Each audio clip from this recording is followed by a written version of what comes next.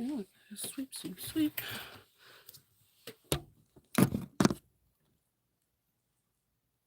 It's a little wonky, but it'll do.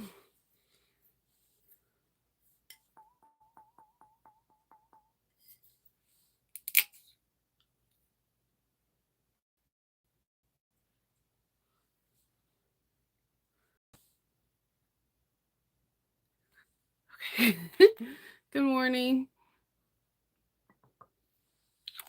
Yes, it is quite chilly. I was looking at the 7-day forecast. We're going to be in some 30s at night soon. I'm like, I'm here for it because I'm all about drinking tea and honey at night. I don't know. I can't drink hot tea during the summer.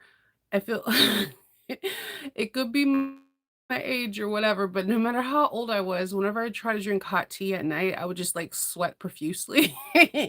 I'm a sweater. It doesn't take very much for me to sweat. I sweat easily. Good morning, guys. Good morning, Muriel, Joanne, and Sandra. Um, I, be- I know we're all possibly doing the same thing. We're all watching what's going on in Florida right now, and yeah, I've talked to some family members, some friends. Most are without power right now. Um, I'm just watching and praying, and like trying to send positive thoughts and like, okay, it's almost over. I don't know how long the storm's gonna last. And hopefully it's not a long one. And the something that the sheriff and then the mayor said um of was it Fort Meade or something Fort where they said to write your name and your number on your arm if you choose to stay. I fell asleep to that and I just had like horrible nightmares. Like I got up every 2 hours because of that. It was just I know he I know it's for the shock value and I know it's also to tell people to get out, but man, if I heard that, I think if if my governor or my mayor said that, I think I would just be crying hysterically. Um, I mean, I get it. After Katrina, everything just hurricanes, we treat them a little bit differently, and rightfully so. That was a devastation. And we just had a Helen, and we don't know what the greater impact of this Milton's going to be, but dang, to write your name because you want to stay, your name and your number, that is just that's what I fell asleep to. I was like and I kept telling it to my husband. He was like, "Yeah." I mean, he's like, "People are gonna try to stay on the property no matter what." And it's very scary. So, that's what I was watching last night. Yesterday was a very chaotic day. Like I told you, I had a roofer come in and at to look at some spots on my, inside my attic, and they said at first, "Yeah, those are 2 dry spots, like, these spots are, like, 10 years plus," and we moved into our house about 10 years ago, so we were like, "Woohoo!" They said there was only a few shingles loose, and then I guess when they went to go walk on the roof, they realized that there were some significant, like, wet spots, like, they were cautious about walking on the roof because they are afraid that they may fall through it. So, after talking to them and I thought they were being kind of facetious and, trying to pull the wool over my eyes, saying that we need a whole new roof, we had 2 other people come by and we need a roof. Yeah. So yesterday wasn't the best day for me. So, um, it went from, like, paying $199 just to get, like, your roof tune up to that, and, like, when we bought this house, when you buy a house, you have to get a property inspector, not only from the loan whether you're getting a conservative FHA, VA loan, or whatever through the loan officer, they have to have one, but you bring one too to make sure that the home qualifies through all the state's, um, requirements. But this is not the first time that something that was supposed to be checked off and was told to us was absolutely correct, um, is not true, and it's just it's so frustrating. I'm so frustrated. Me and Kendall worked out a resolution, and we're grateful that we were able to find a resolution. It's just it's a lot of money. It's a lot of money, and it wasn't. my money was really earmarked for trying to get a new water heater and or a air conditioning. Both my water heater and my air conditioning are both older than my oldest child, and we really wanted to get a new one, and now we have to reshift things all the way around because we need a new roof. When it rains, it pours, pun intended.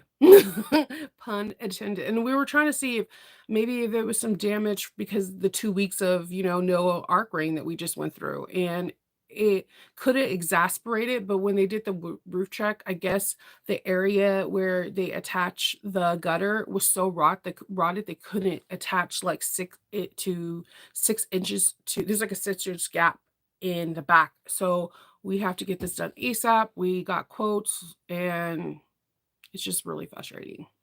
It's nothing compared to what's going on in the real world, but in Shinova's world, this is what's going on. Yeah, I know the tornadoes. Yes, I had some family members that were saying that tornadoes did touch down in their area, and if you live in the Delmarva area, you're aware that we had some tornadoes touch down in Howard County in this summer, and they are terrifying because they hop. They're unpredictable. You don't know which way they're going to go, and there's really no warning for them.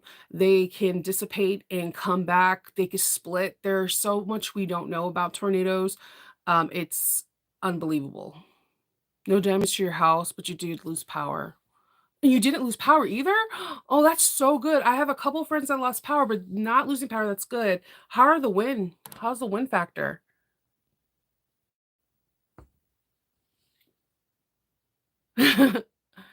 Oh, my hair is super curly. My hair does its own thing. It has its mind of its own. Oh, that is so sweet. I probably would have bought that Shake Your Boo thing. I have all these yard signs like don't please don't enter, there's zombies alert. We're getting the signs up. Kendall just put the orange light in our all the houses in the townhouses have a lamppost, like kind of like the one in Narnia, but it's not on the curb or on the sidewalk. It's actually on in your front yard. And so he puts a green or purple light and it looks so eerie because my front of my house hardly gets any sunlight. Like you could tell if I walk outside and never do a captain's lock from the front yard, all the trees and all the bushes kind of pull forward because it's trying to get light. They're trying to get light. We have this massive tree in front of our house, and just the way we are in this cul we don't get a lot of sunlight in the front of the house. So our house constantly looks like when we put different light colors into our Narnia lamp, and we call it that. um, vibes going. We're not done though. I have to do like webbing. Like I like to go to the 99-cent store. I swear to you, if you're looking for fake spider web that is disposable, that's glow in the dark and relatively inexpensive, go to the 99-cent store. See, there's not a lot in Howard County, so I have to go to one county over, and I like to put it in my window because it glows in the dark and I don't have to use any electricity. I'm not wasting anything other than that. And the webbing like goes perfectly like it spreads like a spider web like butter. And Kindle usually puts purple lights up around the house because I love Jack Skeleton, so like purple and orange, like Nightmare Before Christmas. And it drives my neighbors crazy because we keep these purple lights up all the way through the holidays because purple's my husband's favorite color and my daughter's favorite color. My husband also went to LSU, so he loves purple. And I think when I just like spooky season and I just love purple and having things that are a little bit outside the norm. And we're about to embark on our spooky season decorations. Not as bad as Irma, yeah. I'm they're these storms are just it ju they just keep getting weirder and weirder, so I'm hoping that it just progressively just keeps dying down more and everything will just be copacetic and, there's not a lot of casualties and not a lot of, damage. Because I was watching the damage of them trying to hurry up and pick up damage, I guess, earlier this week and this past weekend from Helen. Like, they were really trying to get the damage up so it wasn't, like, damage on damage on damage. Um But I was like, "Hell." Helen just, like, ripped through and just took names. It was like, "Guess what? We're gonna take names." So yesterday, I did not film. I made a couple of prototypes because I wanted to have them for the film so that way you can see how this particular pouch is not only the pouch that I'm gonna be having a video for tomorrow, I find it's beginner friendly. I feel like it is craft season friendly, uh, thank you friendly, gift friendly, like learning curves friendly. And what I liked about it is you get to learn applique, reverse applique, and just basically how to install a zipper. So because this pouch has a couple of videos and it's well known, I wanted to do a little bit different intake on it. I wanted to hyper focus on how I cut out an applique with regular scissors, nothing fancy, no laser, no craft and cut, and give you tips on that and how to sew curves and how to make sure the lining is nice and taut. But I also wanted to show you what it looks like with different materials. So I made a pouch with leather. I made a pouch you doing quilting, doing a quilt block with flying geese. If you're familiar with quilting, flying geese are very are very famous. They're just like a little it's like a triangle and you could kind of see how they're the wings. So I made a flying geese pattern going up using scraps, showing you how scrappy this bag could be too. So if you have like precious cork or fabric and you're like, I don't know how to utilize it but at the same time, I don't want to throw it away. This is the pouch for you. Like I said, the month of October, I'm doing pouches every Friday. So that way you can, if you're selling at craft marts, holiday marts, school functions, bazaars, whatever have you, or if you get a client that's like, hey, can you make a whole bunch of pouches for my office? You have a variety of different pouches to go from. So I'm going to be filming that once I get off here. Well, no, once I get off here, I need to mosey on down to Consumption, aka my HOA lady, and tell her that there's going to be some roofing done because my HOA lady is my mom says if you don't have nothing nice to say, then don't say nothing. So I'm gonna smile and not say anything. Um, so I need to go mosey over there and tell her that that's happening to be a responsible homeowner and let her know. Um, I really want a green roof, and I think that she's gonna block me. So I don't know. I like weird stuff. My house is white, and my house is the only white house in the row. And I just thought, hey, green would be really cool. I'm not a huge fan of green. That's the thing. Blue's my everyone knows blue's my favorite color, but I don't know. This green is really, really pretty. I don't it just I think it works for a roof. So, after I cut and I did that and dealt with the roofers, I also had a really good idea. So I started cutting out my bag company bag with the faux leather for the exterior, and edge I laser engraved, but I also edge painted. So here's the laser engraved. It says, never let your wings get stolen." But as you can see, I took some greens and some purple edge paint, and I started highlighting and contouring some of the things, so it's just not just bam, black on black on black on black. And this is the front panel.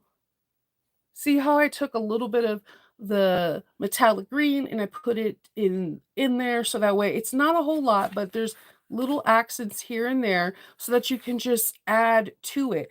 Just another way you can use edge paint. It doesn't have to be just on edges. You can use it as actual paint on a bag, on a faux leather bag. My suggestion though is get a scrap of the whatever you material you're going to use, get your edge paint, let it paint something, whatever you're gonna paint, let it dry, let it cure, put the top coat on it, let it dry, let it cure, and then test it out. Like give it to a dog, give it to a kid, try to scratch it off.